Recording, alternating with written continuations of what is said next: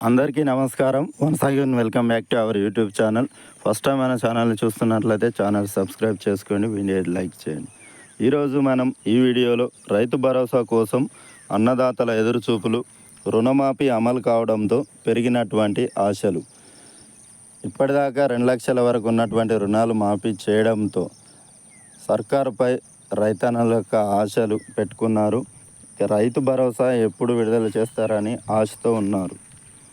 ఇచ్చిన హామీ మేరకు 2 లక్షల రూపాయల వరకు ఉన్నటువంటి పంట రుణాలను రాష్ట్ర ప్రభుత్వం మాఫీ చేయడంతో మరో కీలకమైనటువంటి హామీ రైతు భరోసా పథకం అమలు కోసం రైతులు ఎదురు చూస్తున్నారు.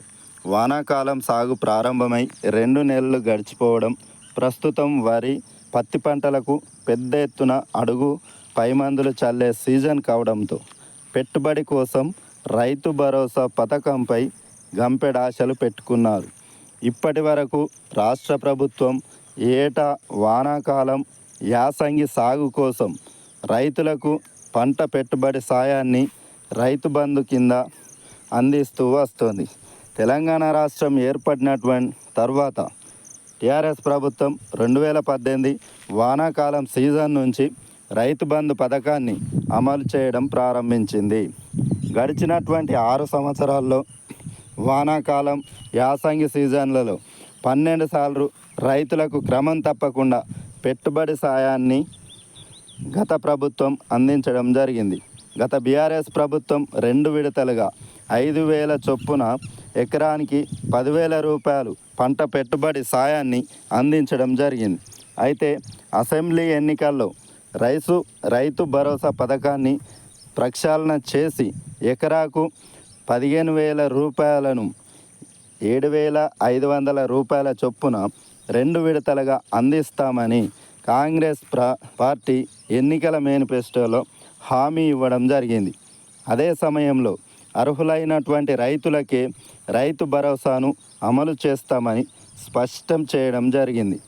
గత ప్రభుత్వ హయాంలో ఫామ్ హౌజులు, రియల్ ఎస్టేట్ భూములు, చెరువు శిఖం భూములు, రోడ్లకు, సాగులో లేనటువంటి కొండలు, గుట్టలకు సైతం రైతు బంధును అమలు చేశారని కాంగ్రెస్ పార్టీ ఆరోపించడం జరిగింది. ఈ నేపథ్యంలో కాస్త ఆలస్యంగానైనా రైతు భరోసా పథకం కింద పకడ్బందీగా పెట్టుబడి సాయం రైతులకు అందజేస్తామని కాంగ్రెస్ ప్రభుత్వం హామీ ఇవ్వడం జరిగింది. ఇందుకు అసెంబ్లీలో ప్రత్యేకంగా చర్చించి మరీ పకడ్బందీ మార్గదర్శకాలతో రైతు భరోసాను అమలు చేస్తామని తెలిపింది. అయితే గత అసెంబ్లీ బడ్జెట్ సమావేశాల్లోనూ రైతు భరోసాపై చర్చ జరగలేదు. మరోవైపు ఉమ్మడి జిల్లాల వారీగా ఇప్పటికే రైతు భరోసాపై కేబినెట్ ఉపసంఘం అభిప్రాయ సేకరణ కూడా చేసింది.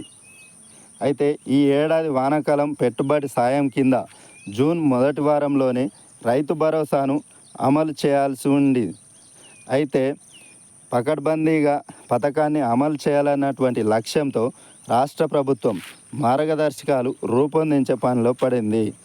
ఇక రైతు భరోసా పథకాన్ని ఎన్ని ఎకరాల వరకు ఇవ్వాలి? ఇంతకుముందు గత ప్రభుత్వం ఎన్ని ఎకరాలు ఉన్నా సరే మొత్తం రైతు బంధును అందజేసింది. కానీ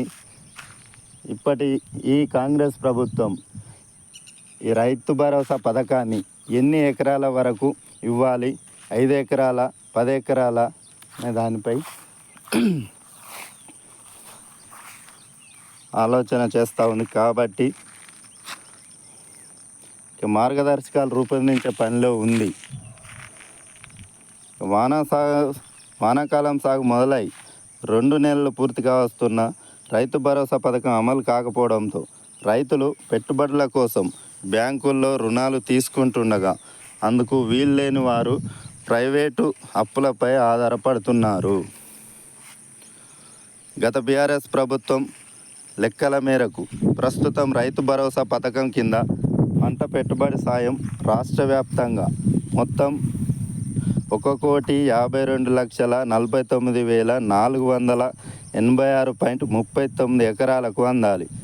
దాదాపు 68,99,976 మంది రైతులకు గాను వానాకాలం సాగు కోసం ఎకరాకు 5,000 చొప్పున 7,624.74 కోట్ల రూపాయలు విడుదల చేయాల్సి ఉంది. అయితే కాంగ్రెస్ ప్రభుత్వం అర్హులకే రైతు భరోసాను అమలు చేస్తామనడం, ఎకరాకు 5,000 రూపాయలు కాకుండా 7,500 రూపాయలు ఇస్తామని ప్రకటించినటువంటి నేపథ్యంలో ఎన్ని ఎకరాలకు ఎంతమంది రైతులకు రైతు భరోసా అందుతుందనేది ఉత్కంఠగా మారింది.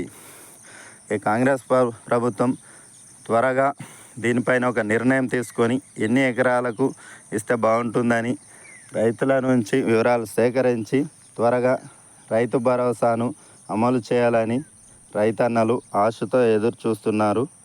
Thanks for watching. Please subscribe my channel. Thank you.